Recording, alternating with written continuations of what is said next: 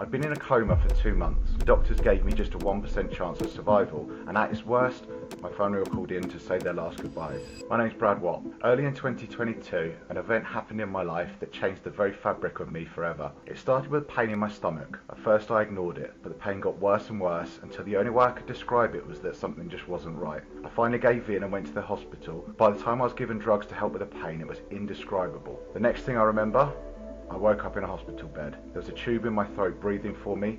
I didn't know what had happened. I didn't know why I was there. Over the next few days, I slowly pieced it together, mainly from listening to the doctors talking on their rounds. I'd been in a coma for 2 months. I'd suffered with necrotizing pancreatitis caused by gallstones blocking a bile duct. The illness triggered multiple organ failure. The doctors gave me just a 1% chance of survival, and at its worst, my family were called in to say their last goodbyes.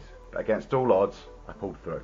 I'd lost more than 80% of my muscle mass. I had to learn to breathe on my own again before they could remove the ventilator from my throat to let me speak. I had to rebuild the strength to sit up in bed, and then to stand, and then to walk just far enough to be allowed home. My rehabilitation was long and exhausting. Every day, waking up with the goal of just being a bit better than I was the day before. But those 18 months and the whole chapter of my life changed me forever. I left hospital scared, weak and vulnerable. I felt the fear of not knowing if my body would ever recover. I knew the frustration of weakness and the daily battle to stay hopeful.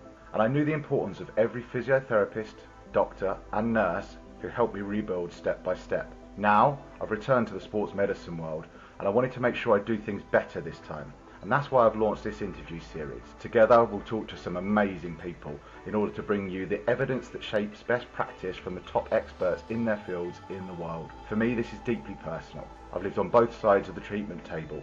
I know what it means to lose everything, and I know what it takes to rebuild.